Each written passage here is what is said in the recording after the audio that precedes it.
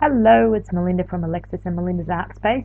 Another art journal page today, tonight, this afternoon, whenever you're watching this. I'm working in my altered book. This is my altered map book. So I wanted to leave some of the map exposed, and I've decided to add some music paper as well. So just gluing the music paper down with a little birdie matte matte medium. It's got so many different names for the same sort of product. Basically, it's glue. And when I'm gluing papers down in my art journal, I like to do a layer underneath, place the paper on top, and then do a layer over the top to seal it and make sure it's down very well. So there goes one little jar, and I have to open a new jar. These small jars come in handy for travelling, but gee, I go through them quick. I believe they're $6 or $8 at Lincraft, and I only ever buy them when they have 40% off. So watch out, my local Lincraft, when you get 40% off. I will sort of be down there clearing your shelves.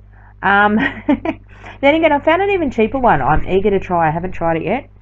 I found it in the $2 shop, and it was $2 the other day. A little jar of, a bit bigger than that actually, so I'm eager to try it. So once that was all dried off, I decided to put some white gesso on because I just wanted to knock back the map. I wanted the map still to be there, but I sort of wanted to cover up the redness. So that was some Dina Wakley white gesso in the tube. Not sure whether it's available in the tube anymore. It's quite old. I found it. Must have bought it a little while ago and sort of it got lost in a box. Yeah, my craft room is not so organised and things get lost quite easily. So just wiping a lot of it back with a baby wipe. So spread it with my brayer to get a nice thin coat and then wipe some of it back with a baby wipe. I wiped too much off that red particular patch, so I've had to put some more gesso back on it. So we're getting another dry. Lots of drying in my art journal because I do lots of layers, and if you don't dry them in between, you end up with a mucky mess. I love working in the altered books, and I apologise, my camera's struggling a bit with the white on white. So here are two gel prints. I don't use my gel prints as often as I should. I was teaching a gel printing class and I had to do some examples, and Alexis and I had about 3 or 4 hours of fun one day playing. The face is actually the magazine technique that I sometimes get to work, sometimes I don't. I'm still trying to perfect that one. And these pink leaves are actually some tree fern leaves from my garden, and I had made some awesome prints with those. And this is one of the prints that I made in pink. Not sure why I did tree fern leaves in pink. Probably they should have been green, but hey, I think they're really cool. So these were printed on what I use in Australia, or what I refer to as, the closest we can get is deli paper. To what you Americans call deli paper. It's greaseproof paper in a roll from Woolworths, their brand, and it's like $2 for 30 meters or something, and it almost disappears. You'll see when I glue it down, when gluing down this sort of stuff, thin papers, put a layer down where you are going to glue your item and then, or your piece of paper, then pop your piece of paper on top and go over the top. But when you're going over the top, make sure you've got a generous amount of the matte medium on your paintbrush, and also I tend to go from the middle and then out, and it will hopefully get no drip. So you can see through her face and the white pieces that didn't have any paint on it, you can actually see some of the map showing through. So this particular paper, this greaseproof paper from Woolworths, doesn't go completely translucent like tracing paper or your deli paper because it's a little thicker, but it works just as well. It sort of puts a white haze on your project. And I do apologise about the glare. Even though I'm using matte gel medium, this little birdie matte gel medium has a little bit of a shine to it, especially when it's wet. When it dries, it sort of dries a bit more matte. My lights are shining off as well off the page. So just drying that off, and I'll continue to build my page. I love some of the magazine prints I get. Some are really cool, some are not so great. It just depends on how I hold my tongue. I sometimes explain it in class because, yeah, sometimes it works, sometimes it doesn't. Having trouble getting the black gesso out of the tube. So I decided I had a bit of white border around and I had to tie the two pieces together. So I grabbed the black gesso and just going around the edge, filling in basically pieces that didn't have black on them to tie it all together, and the page just evolved very quickly when I do this. Before I did the black around it, it looks a bit disjointed. So just covering up a bit of advertising that was there on the print. Those blobs that you see between the pink and her face is actually some jewellery that was in the magazine ad, so I thought I would leave them sort of showing. I've also experimented with some texture or not faces in the magazine prints and got some really cool images as well. So just going between the leaves and trying to tie the page together so it looks like one piece, not a disjointed mess. And it's not a good voiceover on our channel until I yawn. Hopefully I don't yawn again. It is getting quite late. I'm not even sure what time it is. Hang on, let me look. Oh, I can't read that on my computer. It's quite small. It is possibly quite late. But I thought I'd get one last voiceover done before I head to bed. So just basically putting black gesso where I think that it needs it and it needs a bit of a touch up. You could have also used black acrylic paint. You could have used any colour basically. I want to start using my gel prints more in my art journal. Yawn number 2, determined not to yawn again. and Alexis and I tend to make a lot of prints, but I don't tend to use a lot of prints. So that is one of my things. I am trying to use up my stash, use up my paint stash, making gel prints, and then use the gel prints.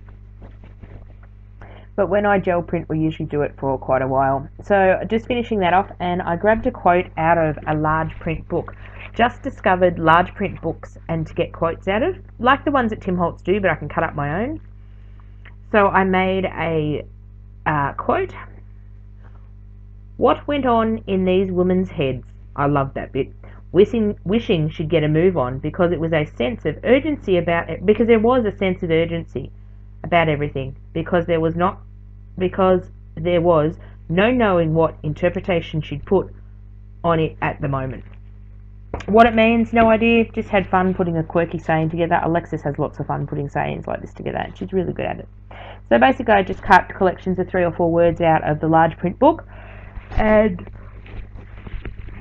stuck them on. So it's quite funny in some of the books. Some of the sayings and some of the combinations are quite funny when you put them together like that. So I am on the hunt for a few more large print books. I've got a couple.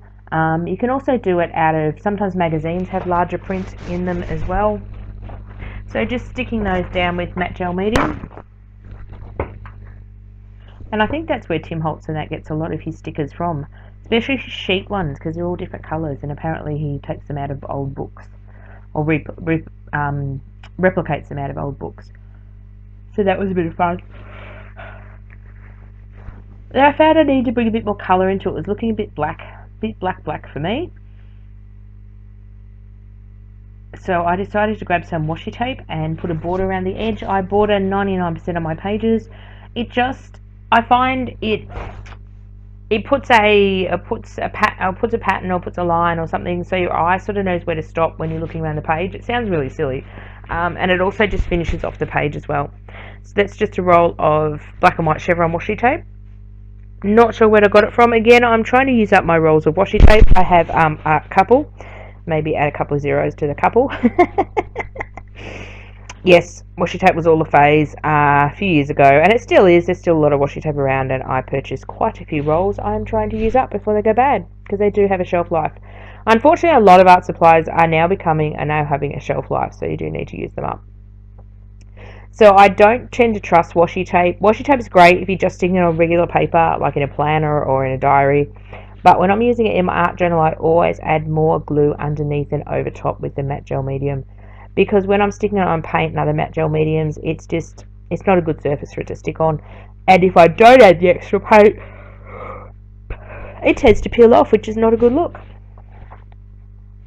So then I grabbed some paint pens and just decided I needed a bit more colour, and the black was a bit black. So just trying to activate my paint pen. Obviously I hadn't used this colour before. So these are Chalkola paint pens. I've said this quite a few times in my videos, I got off Amazon for $1 quite a few years back when Amazon first came to Australia. It was a deal they had, and I grabbed quite a few packets. I do like Posca paint pens, and I want to try some of Jane Davenport's paint over pens. But while these dollar ones work, until they run out, I can't really justify buying more. Some chalk ones do need sealing with hairspray. These ones don't. These ones are really good because they're probably the good quality brand. That's why. So just doing some scribbling. The great thing about scribbling with a paint pen on gesso or matte gel medium is you're able to smudge it because it is a paint and it is liquid and wet for a few seconds. You can actually smudge it around. That's what I'm doing at the moment. Just wanted to knock back a bit of the black and make it a bit more hazy and sort of, I don't know what I was doing. I was just having fun. Half the time my art journal is just about having fun, and if I like the end product, that's half the battle. But if I don't, well, yeah, I don't. It doesn't faze me, but I do like this page. This is probably one of my top 3 or 4 pages I like this year. And it's interesting when other people flip through my journal, they will pick other pages that I absolutely hate and they like. It's very, very funny. So then I decided, need something, so I decided to go dot crazy. So I ended up dotting in white because I sort of found that it was very white on the left hand side and the right hand side needed a bit of balance of white. And then I didn't have a pink